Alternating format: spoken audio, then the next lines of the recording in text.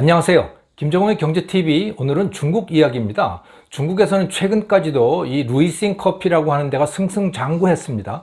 스타벅스를 누를 것으로 예상되기도 했는데요. 그런데 곧 파산할 것 같습니다. 1조 5천억 원이라고 하는 그 거대한 금액을 분식한 것이 들통났기 때문입니다. 거기만 그런 것이 아닙니다. 중국 최대 교육기업인 탈 에듀케이션이라고 하는 기업도 매출을 엄청나게 부풀렸음이 드러났습니다. 아마 여기도 파산할 것 같습니다. 중국 기업들의 분식 회계는 어제 오늘의 일이 아니지요. 2017년에 이 기사에서 보듯이 중국 국유 기업의 90% 이상이 회계 장부를 조작한 것으로 추정이 되고 있습니다. 거짓말 왕국인 셈입니다. 그런데 더욱 주목할 만한 사실은요, 중국 기업들의 이 분식 회계를 세상에 드러낸 사람들이지요. 알린 사람들이 누구냐?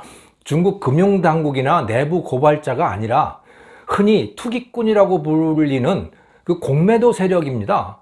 외국인들인 거죠. 특히 머디 워터스 리서치라고 하는 투자그룹이 그 중에 유명한데요. 공매도라고 하는 것은 타인의 주식을 빌려서 매각한 후에 일정 기간 후에 다시 사다가 상환하는 그런 거래를 공매도라고 부르지 않습니까? 값이 떨어지는 주식이라면 공매도로 해서 돈을 벌 수가 있는 겁니다. 비싸게 판 후에 나중에 싼 값에 사서 갚으면 되니까 말입니다. 이들에게 이 장부를 조작한 기업들은 아주 좋은 사냥감들입니다. 왜냐하면 장부 조작한 사실을 찾아내 가지고 폭로하면 주가가 떨어질 거 아니에요. 그러면 큰 돈을 벌게 되는 거죠. 루이싱 커피 주식의 공매도에 투자한 사람들 11억 달러, 우리 돈으로 하면 1조 3천억 원을 벌었다고 합니다. 그런데 이 루이싱 커피, 탈 에듀케이션 말고도요, 공매도 투자자들의 먹잇감들이 줄을 이어서 있다는군요, 중국에. 왜냐하면 중국에서 이 장부 조작은 일상적인 일이니까 말입니다. 기업들만 그런 것이 아니죠. 이 코로나 바이러스의 세계적 대유행도 결국 중국 공산당의 거짓말 사실 은폐에서 시작된 거죠. 만약에 초기에 잡았더라면 사태가 이렇게 번지지 않았을 수도 있습니다. 미국과 인도 사람들이 중국 정부를 상대로 엄청난 소송을 제기한 것, 그 책임을 묻겠다는 거죠. 거짓말에 대한 책임. 지금도 중국 공산당의 발표를 도대체 어디까지 믿어야 할지 알 수가 없습니다. 사이언스지가 2019년 6월에 흥미로운 논문을 발표를 했습니다. 세계 정상급 학술지이죠, 여기는. 논문 제목은 Civic Honesty Around the Globe라고 하는 건데요. 세계 각국 시민의 정직도 조사, 이렇게 번역을 할 수가 있겠습니다. 얼마나 정직한가, 이걸 조사해 본 거죠. 세계 40개국 1만 7천여 명을 대상으로 한 실험인데요. 어쩌다가 남의 지갑을 습득한 사람 중에 몇 %가 돌려주는지를 관찰한 실험입니다. 가장 비율이 높은 나라, 돌려준 비율이 높은 나라는 스위스인데 70 내지 80%가 그 지갑에 있는 이메일 주소로 연락을 취했습니다. 꼴찌는 중국인데요. 8 내지 22%만이 주인에게 연락을 했습니다. 이 자세한 내용은 링크를 걸어둔 이 기사를 들어가 보시죠. 중국 측은 이 실험이 잘못됐다면서 반박하는 실험 결과를 발표하기도 했거든요. 인민일보를 통해서.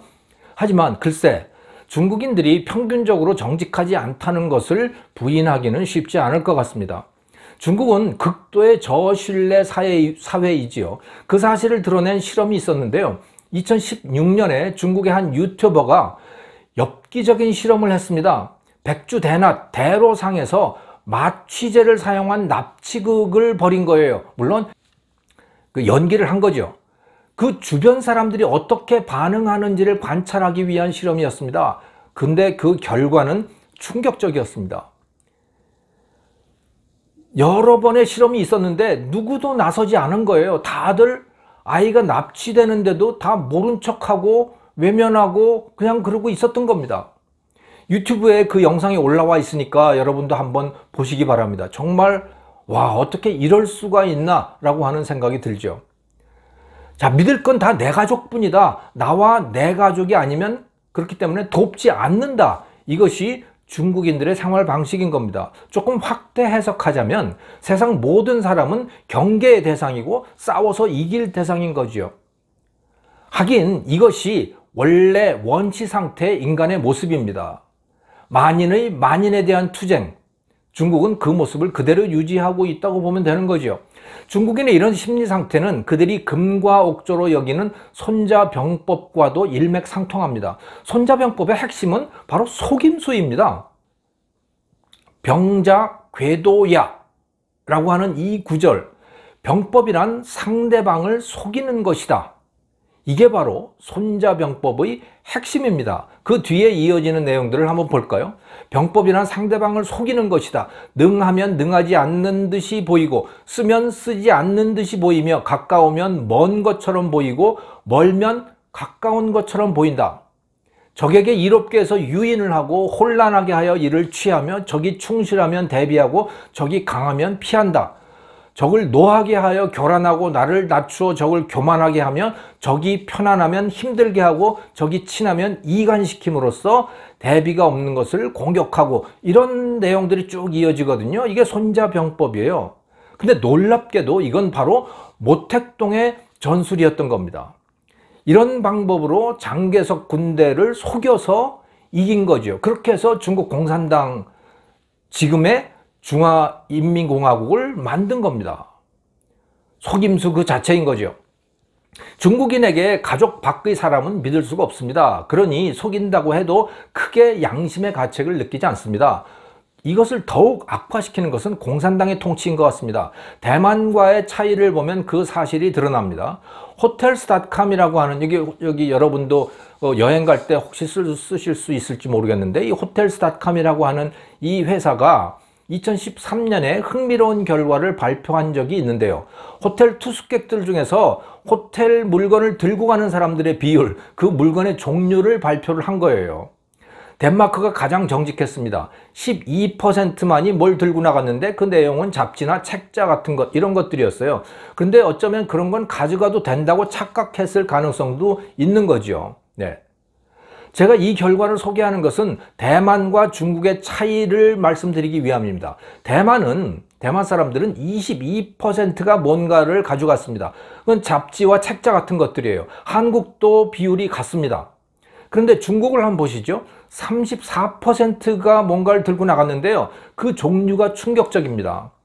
램프, 시계, 미술품, 이런 것들을 들고 나간 거예요. 이것은 가져가도 된다고 착각할 수 있는 것들이 아닌 거죠. 대만이나 중국이나 같은 역사적인 전통을 가졌지요. 하지만 중국인들이 대만 사람들보다 훨씬 더 부정직합니다. 공산당 통치의 영향이라고 저는 생각합니다.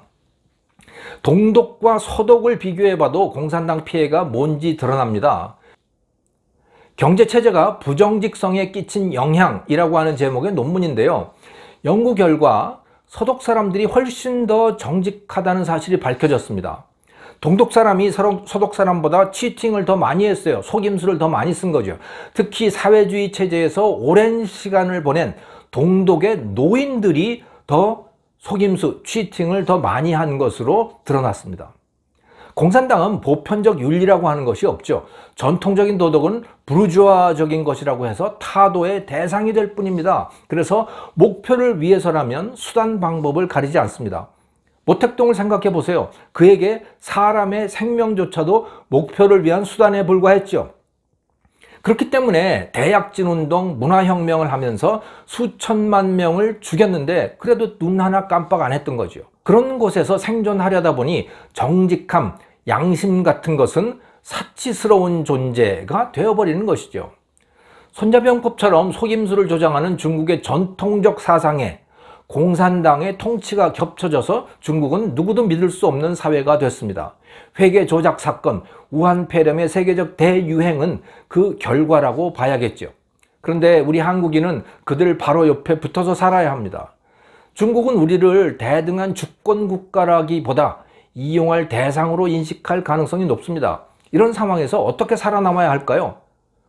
중국에게 할 말은 하고 윽박지르면 일전을 불사할 각오도 가져야 합니다.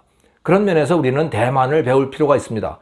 이번 선거도 그 점에 초점을 둬야 한다고 봅니다. 저는 중국에 주눅 들지 않는 정당, 중국에 맞설 수 있는 정치인을 뽑아야 합니다. 그런 국회의원들이 많아야 조금이라도 희망을 걸어볼 수가 있는 거죠. 어떤 정당, 어떤 정치인이 중국에 당당한 목소리를 낼 수 있는지 지금부터라도 여러분들 잘 골라보시기 바랍니다. 김정호의 경제TV였습니다. 감사합니다.